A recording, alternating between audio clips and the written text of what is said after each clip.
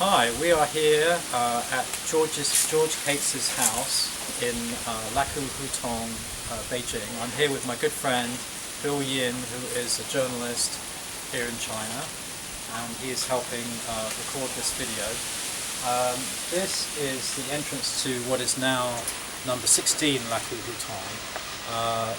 When George Cates lived here, the setup was a little bit different. This actually wasn't part of his house.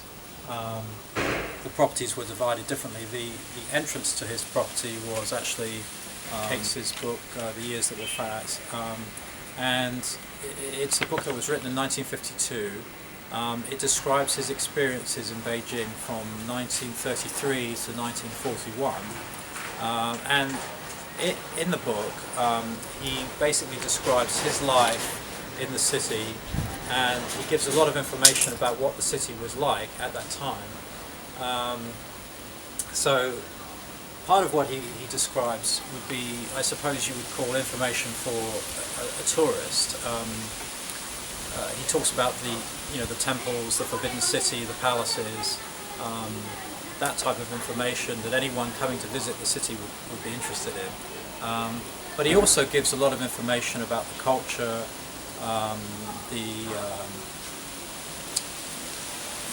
the habits and I guess the way of life here for Chinese people, as well as some information about what it was like for expats who were living in the city. He talks a lot about the customs and the arts of traditional China. So it's a combination really of his experiences living in Beijing, and also basically what Beijing in that period of time was like. Okay, we're about to go into George Cates's house, and as we go through I will describe some of the features and how things have changed in the last 80 years since Cates lived here. So here we go, we're going through the front gate of number 16 Lakou Hutong. You can see here some of the original features. I think the lintel and actually roof tiles are original from that period, but there's been a lot of changes. The door itself is different, but this is a new sign, relatively new, and once you can see here, this is an original lintel here, or a series of lintels. As we get into the actual courtyard, you can see that it's completely different now. A lot of structures have been built out, particularly in the last 20 years, and these are obviously not original to this Chinese house. This area that you're seeing would have originally been an open courtyard, and now it is quite cluttered with various buildings.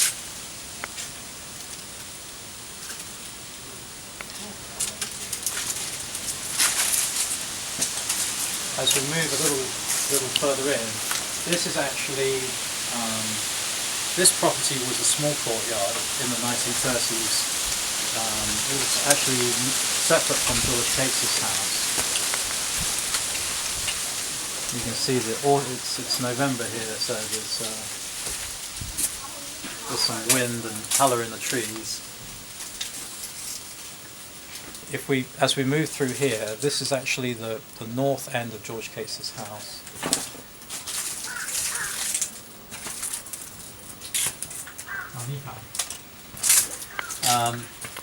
The property to this side was originally the house belonging to the eunuch. This house, it's been, you can see the wall is new, it's been rebuilt, but this is actually George Cates's main house at the back, the north end of his property. And you can see the electrical units, which are meters for all the different residents.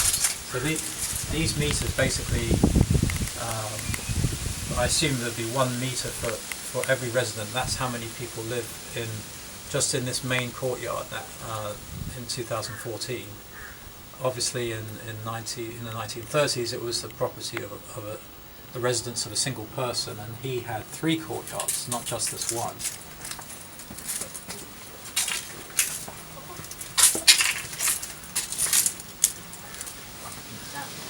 There you'll find it. So this is we're looking now. Originally this would have been a big open courtyard, but now it's just a narrow corridor. And what you're seeing is the front of George Cates's main house. It's been essentially rebuilt over the years, but they tried to keep some of the traditional features. The portion here that's sticking out is a kitchen. Originally the property had a kitchen at the front, in the front courtyard, but now that many different people live here, each person has their own small kitchen. 你好。你好。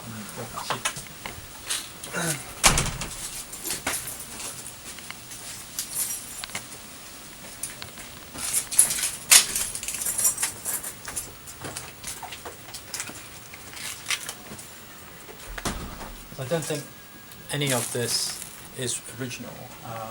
It's just in the. This is the main house behind me in the original style. The side houses were, I think this was the one in which Cates had his bedroom, which is facing us to the right there.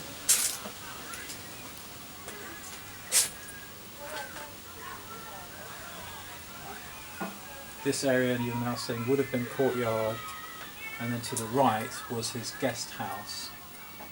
There was another bedroom in there where guests could stay. And at the far end of this courtyard there was a gate, but obviously you can't see that now. In a little while we'll go to the front portion of his property, and you can see something about how the front 2 courtyards now appear. But this property, which is attached to number 16, is essentially the main courtyard of his original house.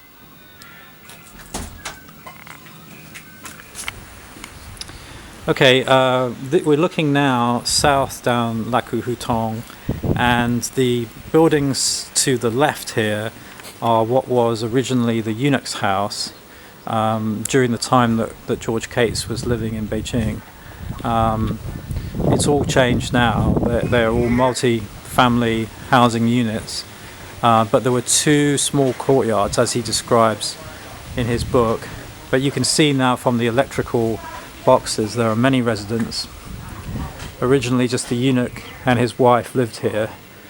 So you can see there's 1 courtyard over here, and then there's 1 courtyard over there. And just as in Cates's time, when there were rickshaws here, there are still people taking rickshaw tours. And you can see they're not exactly rickshaws, but the bicycles that people tour around the hutongs in today. So now we're at like a junction, a turn in La Cou Hutong, and as we turn here there's the back of another building, and this here along the front is this would be the south end of the eunuch's house, and over here in the corner is somewhere in here was the entrance to George Cates's house, and the big tree that he describes in his book. I can't quite figure out where the gate was. It's probably behind this, where this motorcycle is. That was probably the gate, but it's also possible that it was in this corner. I'm not clear about that. Obviously it's all been changed. But this is the way that it looks today. And if we go a little further and you look down the street, you can see the rest of La Cou Hutong, and some more folks getting a tour of the hutongs. Ni hao. And this is looking south down towards the center of historic Beijing. Okay, so now we're going to go into what is now number 22 La Cour, but was originally somewhere here was the entrance to George Case's house in the 1930s, and this was what we're going to go into was the first of his three courtyards.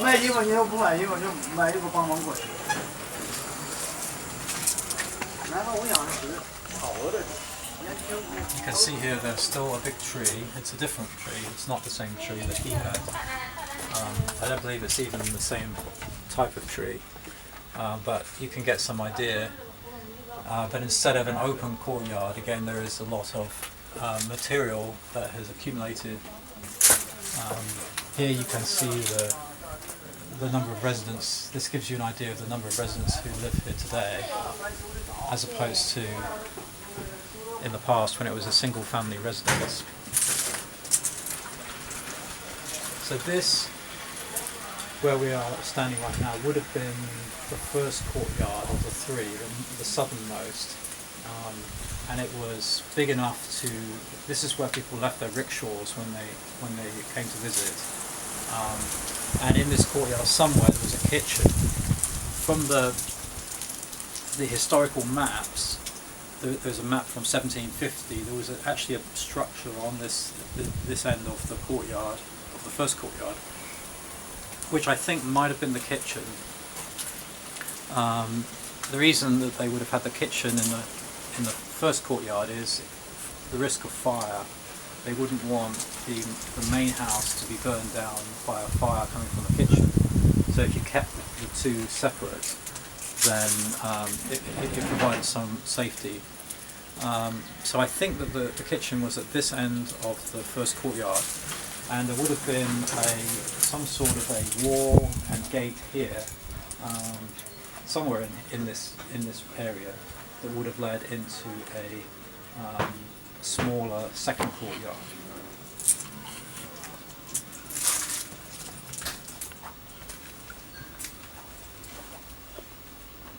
So this is somewhere in here what would have been the second courtyard, and this is where Case's servants lived. So there was a wall, there was a screen wall between the first and second courtyards. There was also a courtyard, a wall and a gate leading into the final courtyard.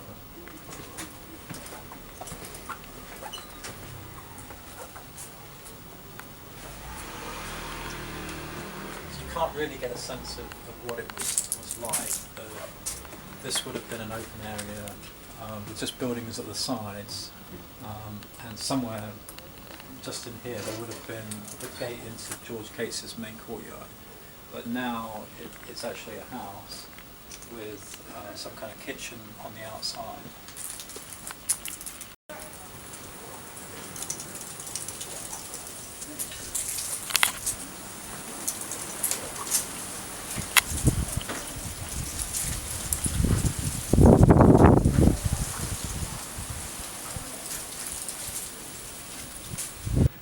Okay, we are now at the front again of George Case's house, the southern part of the three courtyards. One thing that hasn't changed a lot in the last 80 years, or actually in the last several hundred years, is the layout of the hutong. As with many hutongs, for whatever reason, the actual layout of the streets hasn't changed very much. And if you look at the Qianlong map from 1750, you will see that La Cour Hutong looks very similar. So even though the structures along the street have changed, the actual layout of the street itself, the property lines have not changed. And for some reason this section of the street of the Hutong was wider and the other parts narrower, and I don't know why that was. But it has some historical significance that's long since been lost. And I've been researching his life for the last several years, and I've written a biography of him, which is going to be released in the new year. It covers his whole life, but it focuses on China and his experiences in Beijing, and there's a lot of good information, a lot of good original information that I've been able to locate to make that possible. But yes, it was wonderful to find this house. I don't know how much longer it will be here. Beijing changes so much. A lot of old houses are demolished. So we'll see if, I hope it continues to stay here. It's changed very much, but you still get some of the feel of what it was like to be here in the 1930s, and I hope you've enjoyed this video. Hopefully it'll give you a sense of what it's like.